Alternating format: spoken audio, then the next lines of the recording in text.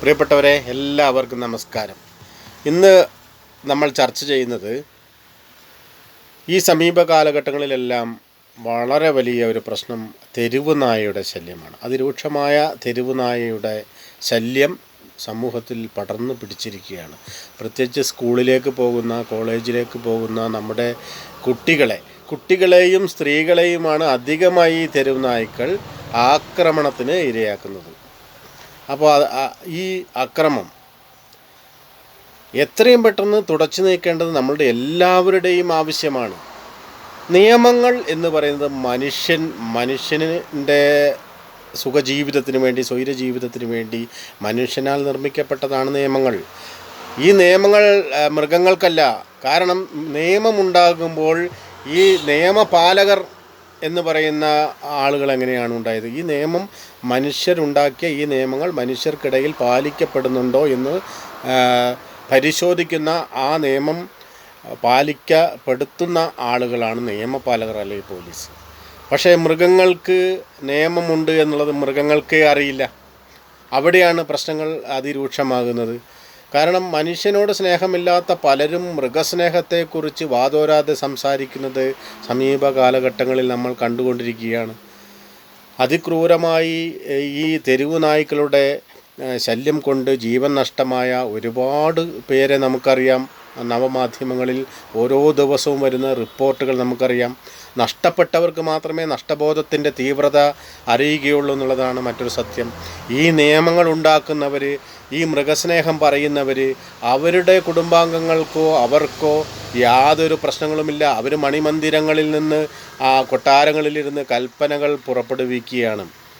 അപ്പോൾ സാധാരണക്കാരായ ജനങ്ങളാണ് ഇതിൻ്റെ എല്ലാം ഇരകളാകുന്നത്. കാട്ടിൽ പോയി ജീവിക്കേണ്ട ആളുകളാണ് കാട്ടാനകളുടെയോ അല്ലെങ്കിൽ തെരുവ് നായ്ക്കളുടെയോ മറ്റു മൃഗങ്ങളുടെയോ എല്ലാം ഇരയാകുന്നത്.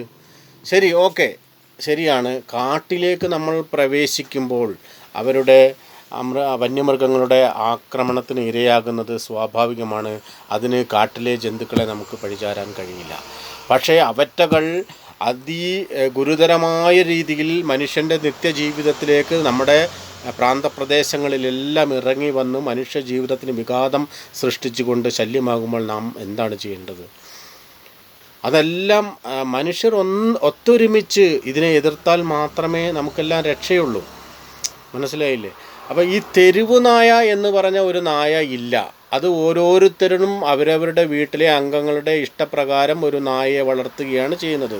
പിന്നീട് ഇത് മുതിർന്നു വരുമ്പോൾ ഈ നായയിൽ നിന്ന് പ്രതീക്ഷിച്ച പെർഫോമൻസ് കിട്ടിയില്ല എങ്കിൽ, അല്ലെങ്കിൽ മറ്റുള്ള അന്യരെ കാണുമ്പോൾ കുരച്ച് ചാടുന്നില്ല, മറ്റുള്ളവരെ പേടിപ്പിക്കുന്നില്ല, കുരങ്ങുകൾ, കാട്ടുപന്നികൾ അല്ലെങ്കിൽ മറ്റു വന്യമൃഗങ്ങളെല്ലാം നമ്മുടെ വീട്ടിലേക്ക് വരുന്നു, അവറ്റകളെല്ലാം അകറ്റുന്നില്ല എന്ന് തോന്നിക്കഴിഞ്ഞാൽ നമ്മൾ ഈ നായയെ വീട്ടിൽ നിന്ന് ആട്ടി ഓടിക്കേണ്ട ഘട്ടം വരികയാണ്.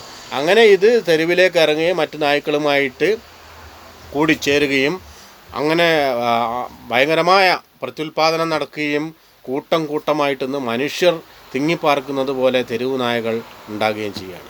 അതുകൊണ്ട് വീട്ടിലേക്ക് നിങ്ങൾക്ക് നോക്കാൻ കഴിയില്ല, ഞാനും ഉൾപ്പെടെ ഉള്ള ആളുകൾക്ക് നമുക്ക് നോക്കാൻ കഴിയില്ല എങ്കിൽ ഇത്തരത്തിലുള്ള മൃഗങ്ങളെ ദയവ് ചെയ്ത് വീടുകളിൽ പരിപാലിക്കാതിരിക്കുക എന്നുള്ളതാണ് ആദ്യത്തെ സ്റ്റെപ്പ്.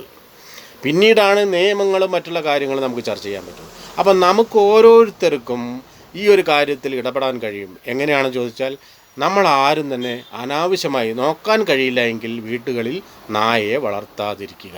ഓക്കെ, മറ്റൊരു കണ്ടൻറ്റുമായി മറ്റൊരു ദിവസം വരാം. നന്ദി.